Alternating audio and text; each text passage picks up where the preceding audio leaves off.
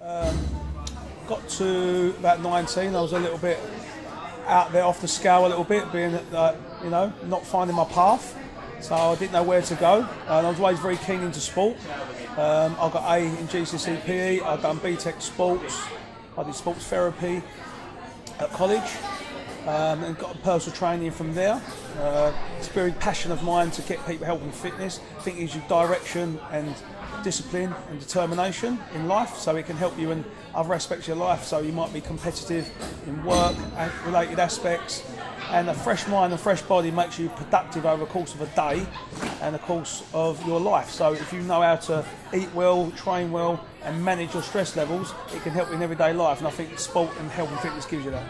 Yeah, I do mindset coaching. As I say, I've done good and bad things, and you can only learn this through experience. I've had rheumatoid arthritis, I've had some real bad health issues, so having this experience in my life has really been able to entail how I can help others. From my perspective is to maximise my day, because I work long hours. I've worked 7 in the morning till 9 at night. Also I do PE teaching at Brew schools for people who have been expelled, so I like to change everyone's life. That's what I do. Maybe my advertising over the years has not been able to be so clear message, because I've been a jack of all trades, master of none, because I like to help everyone, so I've spread myself too thin, so that can cause the wrong message. But my passion is to help people with health and fitness, inspire people and get everyone to maximise their day and to do things correctly, because I see so many things going wrong when people exercise. I like to do things correctly. Very driven on that, because when I hit the bottom of the floor when my health was really bad and I never saw a way coming back, I couldn't believe how bad I felt. Achy, tired, fatigued, didn't enjoy life. Life was horrible, but when I got my health and fitness back, it gave me everything. It gives me the inspiration to help others, and I just feel great, and that's why I like health and fitness. I'm not as good as I was when I was younger, but I still like to do it, and I have to manage my rheumatoid arthritis. But the buzz it gives you, once you get the food right, the training right, and not overkilling it and not working too hard, finding that balance, that's what I can do with the management structure I do. The world is your oyster with everything you do. I believe a lot of trainers don't really know what they're doing most of the time. Not through default, it's only through experience, because when I first started out, I thought I learned more than what I did. You know, you learn from the manuals, you learn from the books, but until you get the experience working with clients, because it's not one size fits all, everyone's an individual. So I like to educate people. So I like to educate people to become self-sufficient. So I educate and train people at the same time. So my 3 words that I use a lot of is educate, motivate and inspire. So that's what I believe personal training is. You either educate someone, you either motivate them, and you inspire them no matter what way. So there's only 2 pathways, I believe: education or motivation. But I do like to do things correctly by doing the foundation of their fitness first. Everyone wants to get there yesterday. We're all so busy in life, but there is an actual process to do this correctly, and you have to do the foundation first, like a house. If that house has not got the right foundation, the rest of that house is not going to develop. If you do things correctly, like I offer a postural assessment. I've worked with physios at Dave Sage Oakfield Physio Department for the last 15 years. So he refers me clients who have been injured. So if I don't think to do things correctly, he's not going to refer me clients, and I'm not worrying about the money side of things. I want to get people correctly moving properly. Lots of trainers put them in packages like small group sessions, so they lose a bit of weight because they're working harder at first and eating a little bit better, but they haven't done their foundation. They will probably get injuries later on, and the trainer won't get the blame for it because they don't know. So I like to educate people. That's why I'm passionate, so they do understand. And if their trainers either they're watching them on a cross trainer or getting them in small group sessions without doing a postural assessment and identifying their weaker muscle first, then I believe that's more of a sales technique than actually is to get the client results. I believe if I do a good job and do good service, that the results will come and I'll earn my money as well. So for me, it's like doing things correctly at the outset, not trying to hook people in.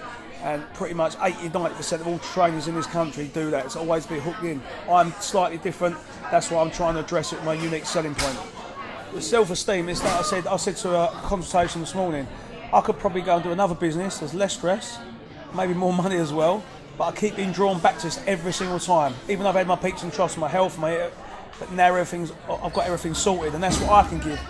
The experience I've learned, I can teach everyone, from hormones, from nutrition, from all sorts of management structures that I've experienced, and I can implement it on my clients. And as I say, just got to get the message, because I've had ups and downs with my health. My wife had cancer, and it looks like on my advertising I've had waves. The waves are because of at first because of my wife, then my rheumatoid arthritis, and a couple of mistakes in trying to grow a business too quickly because I'm very competitive. But now I've learned from my competitiveness there's a way of doing it with business acumen. I'm like many other people in health and fitness. I have to learn by my mistakes. Some people I approach and say, you, like Asa Farragut for example, I said you had a bad posture, he's a golfer. 2 years later he said, I've got bad posture, can you help me? But he didn't see that. We spoke together on this and he said, I didn't see it until I actually got bad or injured. Same with me, you know, you make mistakes and you learn by them. Lots of people, I'm trying to be passionate to address the situation and people stop doing things wrong. I've done all things wrong and good in fitness, but let's give me the experience I know to help others. And you can't beat experience. I find it heartbreaking that we're all very busy in this world. They've got no time in their life, and then people are doing things wrong, and there is actually a right way to do it. So I educate people to do that. A lot of trainers won't do that because they want to get you in packages or don't teach you everything. I'll give people videos, programs. I do everything that I would want if I was the client, because then you can be self-sufficient and I can back you up with my management support and my online platform. I'm meeting once a month review. So it's not just about the money, it's about the whole humanistic approach to the clients and doing what I think is best for them. And that's why I like people to trust me, because I'm old school. I expect people just to trust me, but the world's changed. That's with my interpretation of dyslexia and the way I perceive the world. I've got perception, but I've understood it now from the client perspective, and that's why I want to help them, you know, to learn from both sides of the coin. And getting up, I work 7 days a week. I'm a hard worker. I'm up 6:30 every day.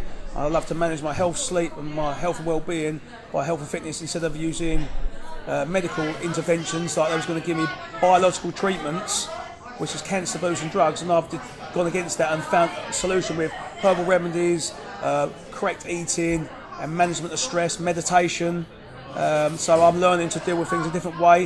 If you'd have said to me this 5 years ago, I would have probably laughed and didn't understand because I was young and naive. Now I have different aspects and different ways for the experience I've come through to understand health and well-being on a much bigger platform than I thought. I was very narrow-minded, thought the word health and well-being is just like a bit of health. Now I can see the whole scope of what that actually means for experience and more research myself. You know, I'm constantly striving for success, whatever I do. I put 100% effort in whatever I do, and that's why I learned to manage myself, because I would do too much and burn myself out. But now I've understood that through my rheumatoid arthritis, that it's very much a management of everything. It's not just one thing, it's numerous multifactorial issues with health and well-being. It comes from the heart because this is what I think I'm passionate about every day. So like you said, when I get up in the morning, I want to do the best by every single client, no matter if they're first or the last, because they're all busy, they're paying for a service, and I want to get everyone to succeed. I feed off that success. If they do well, I do well. I love to win, and I want to win for my clients. I just like challenging myself. So I'm a PE teacher now, I'm a squash coach, I'm a football coach, I'm learning physiotherapy. It's just one of the things I wanted to do. I love to teach, so when I'm teaching at schools I can use these skills and attributes. It might be I've been offered a job in Dubai, Singapore and China to do this, but I'm a family man again, so that could determine that. I've been invited to do my B licence, which is only a few select people get to do, so I know I'm connecting with the right people, and I'm very passionate about it. So when I turned up on Saturday to do my course, he said, "Where's your paperwork?" I said, "It's in my head," because it's natural to me. I'm an educator and I'm a coach, and I'm passionate about health and well-being, so it's in my head. I don't need to write it down. That's my tendency not to, but I have it all in the knowledge, in the mind. I'm confident, not arrogant, I'm confident. When I was younger I was a bit arrogant because it was all about me and how I looked. Now I've gone past that stage, so I've aged, but it's done me the best, it's good because it sees me in reflection of different things in my life. So I've enjoyed aging, and this process of having rheumatoid arthritis has given me a different perspective on life, which helps me be a better all-round person and help my clients. Yeah, I love to play squash. Stress relief, takes my mind off anything else, you've got to concentrate on it, and a nice sauna after. But I do like weight training now. When I was young I liked all training. Now I do select training with my aims and objectives, and obviously my body's and how the rheumatoid arthritis is. So for squash is my release, definitely. Football is my release. I haven't played for 7 months with my arthritis, but I'm looking to come back. And I love weight training. It gives me the energy, that drive, and that feeling of being alive, and I feel great pumping through my veins. As long as you eat, sleep right, you'll get this feeling. For the people who don't feel this, it's because they're not eating right, or their hormones are stressed out, and they haven't got their management of health and well-being done. And that's where I can create that environment by my knowledge and experience. As I said earlier, I educate, motivate, and I inspire, and I feed off of that. and it gives the success that you get gives me great self-esteem and self-satisfaction. That is what I live and breathe for. That is my purpose of life.